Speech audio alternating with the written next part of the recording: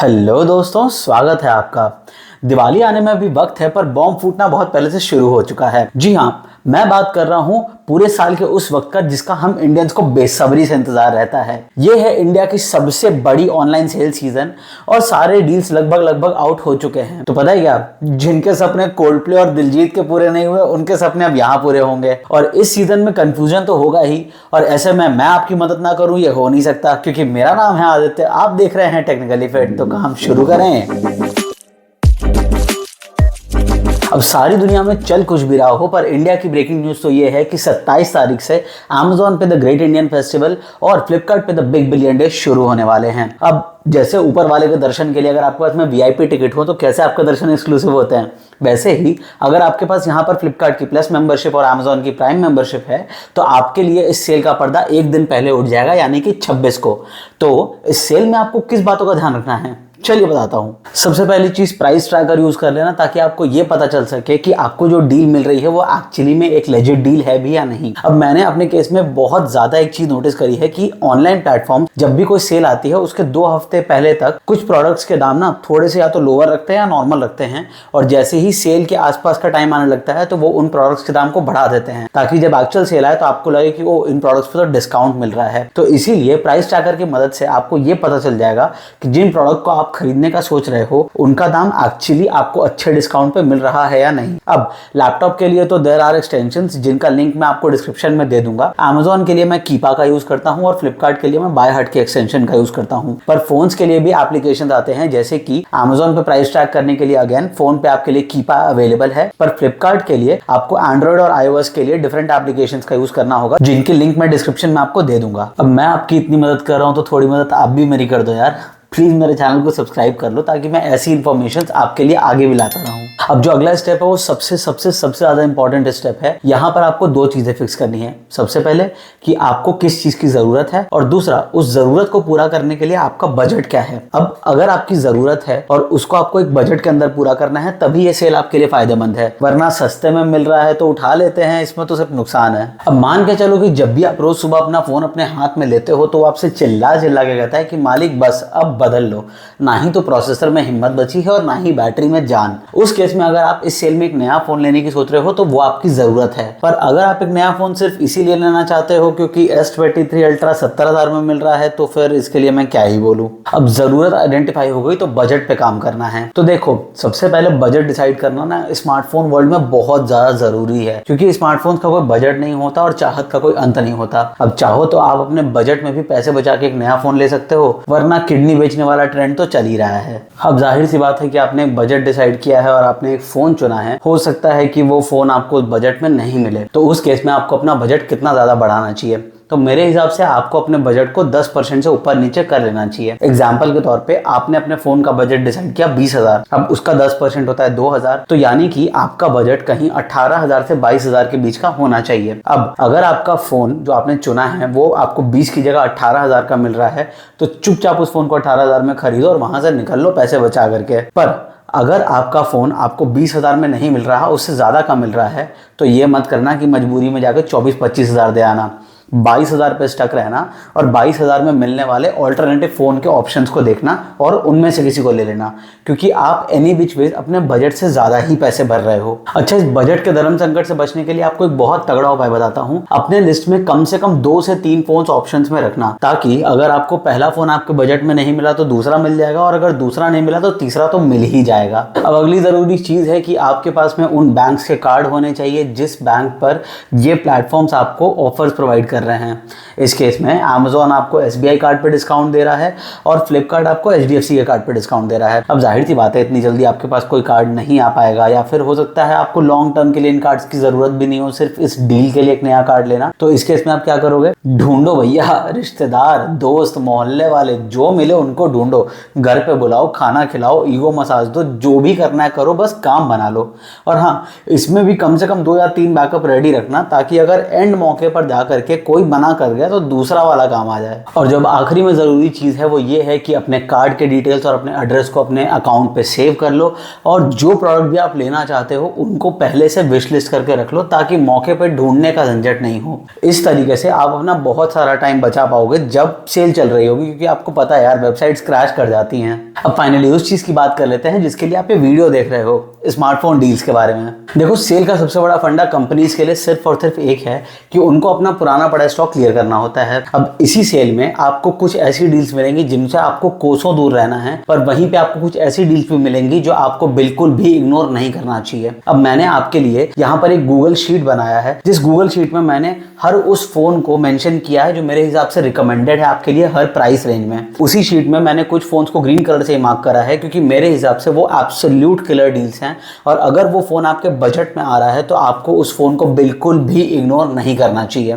10,000 के नीचे Samsung Galaxy A14 और पोको M6 अपने अपने प्राइस रेंज में दोनों बहुत ही ज्यादा अच्छे फोन्स हैं, आई रिकमेंड देम। 10 से 15,000 के बीच में मेरा स्ट्रेट रिकमेंडेशन है नथिंग का CMF Phone 1। सॉफ्टवेयर, कैमरा और बैटरी, इन तीनों डिपार्टमेंट में ये फोन बहुत ज्यादा अच्छा है। डील में आपको ये 13,000 में मिलेगा, जो कि एक एब्सोल्यूट किलर प्राइस पॉइंट है इस फोन के लिए। जो इकलौता प्रॉब्लम है इस फोन के साथ वो ये है कि आपको डब्बे में चार्जर देखने को नहीं मिलेगा, तो मेरे ख्याल में आपको Amazon से इसके लिए चार्जर परचेज करना पड़ेगा, जो कि आपको मैक्सिमम 700 से 800 तक में मिल जाएगा। अगर मेरे को कुछ रिकमेंडेशन मिलती है चार्जर की तो मैं उसको डिस्क्रिप्शन में ऐड कर दूंगा, आप वहां से भी उस चार्जर को परचेज कर सकते हो। बट चार्जर की कॉस्ट मिलाने के बावजूद ये फोन की कॉस्ट बहुत ही ज्यादा अच्छी है, आप इसको बिल्कुल कंसिडर कर सकते हो अगर आप 15,000 के अंदर कोई भी एक फोन लेने की सोच रहे हो तो। 15 से 20,000 के बीच में मेरे हिसाब से बेस्ट फोन है अगेन नथिंग का 2A।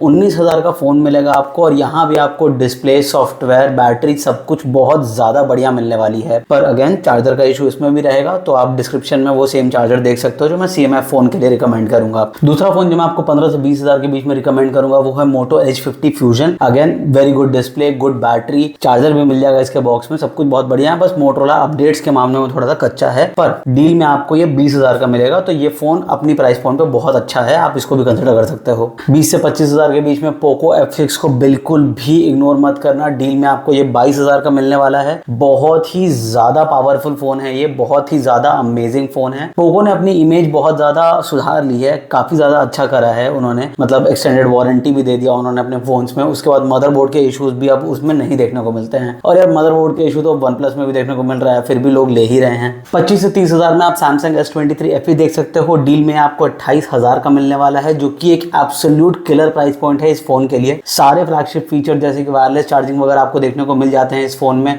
बिल्ड क्वालिटी बहुत अच्छी है इस फोन की, कैमरास लाजवाब हैं, सैमसंग का One UI का सपोर्ट मिलता है आपको इसमें। जो इकलौता प्रॉब्लम मुझे इस फोन के साथ लगता है कि मुझे ये फोन उतना ज़्यादा देखने में अच्छा नहीं लगता, बट अगेन वो मेरा सब्जेक्टिव पॉइंट है। मेजॉरिटी ऑफ लोगों के लिए ये एक बहुत ही बेहतरीन फोन है, तो आप आराम से 25 से 30,000 के बीच में इस फोन को कंसिडर कर सकते हो, खासकर इसके कैमरास के लिए। बट गेमिंग के लिए इसकी तरफ बिल्कुल भी मत देखना, उसके लिए आप Realme GT60 देख सकते हो, और 7 से 8,000 बचा करके एक्चुअली पोको F6 ही ले सकते हो अगर आपको गेमिंग करनी है तो। 30 से 35,000 में एक फोन बताऊंगा जिसका कैमरास काफी अच्छा है, परफॉर्मेंस बहुत ही ज्यादा तगड़ा है, चार्जिंग वार्जिंग बैटरी वगैरह सब कुछ बहुत सॉर्टेड है। मैं बात कर रहा हूँ iQOO Neo 9 Pro के बारे में, जो कि आपको डील में 32,000 का मिलेगा, जो कि इसको एक एब्सोल्यूट किलर डील बना देता है। और ऑनेस्टली बताऊं तो यार मेरे हिसाब से इस प्राइस पॉइंट की सबसे सबसे सबसे जबरदस्त डील थी Pixel 8। Pixel 8 आपको डील में 32,000 रुपए का मिलने वाला है।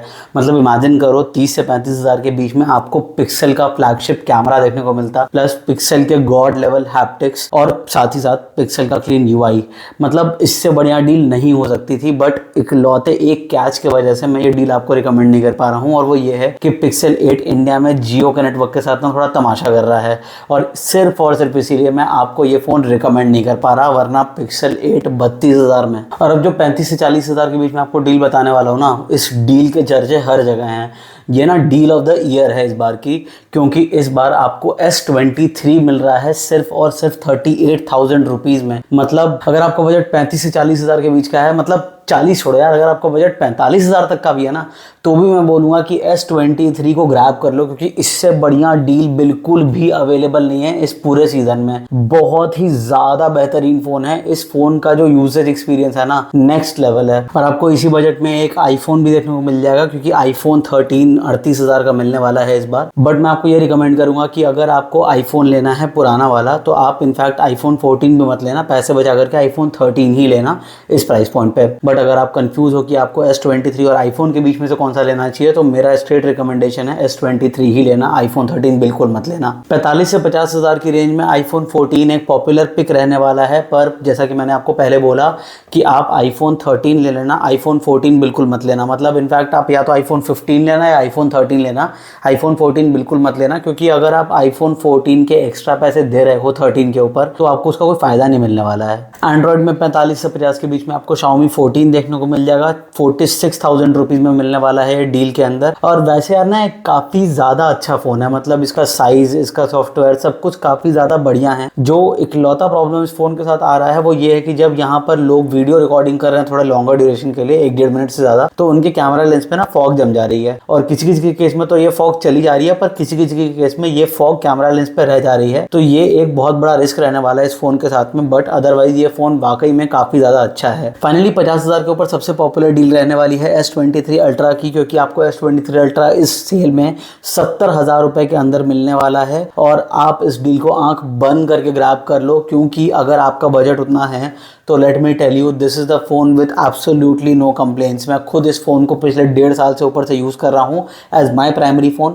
और ये वीडियो भी इसी फोन से फिलहाल रिकॉर्ड हो रही है। और 50,000 के ऊपर डील में आने वाले दूसरे फोन को जो मैं रिकमेंड करूंगा वो है S24 प्लस। ये आपको 65,000 में मिलने वाला है, और आप इसको भी ले सकते हो, क्योंकि मेरे हिसाब से प्लस सीरीज जो है ना, गैलेक्सी के फ्लैगशिप सीरीज में जो प्लस फोन्स हैं वो सबसे ज्यादा प्रैक्टिकल फोन्स हैं। मैंने बहुत रिसेंटली एक S24 प्लस परचेज किया है and I was amazed to see कि मेजॉरिटी ऑफ पीपल के लिए वो एक बहुत ही ज्यादा प्रैक्टिकल फोन है इंस्टेड ऑफ अल्ट्रा। अल्ट्रा आपको सिर्फ उसी केस में लेना चाहिए अगर आपको उसके एक्स्ट्रा फीचर्स का काम है, जैसे कि S Pen या फिर उतने बड़े फॉर्म फैक्टर का।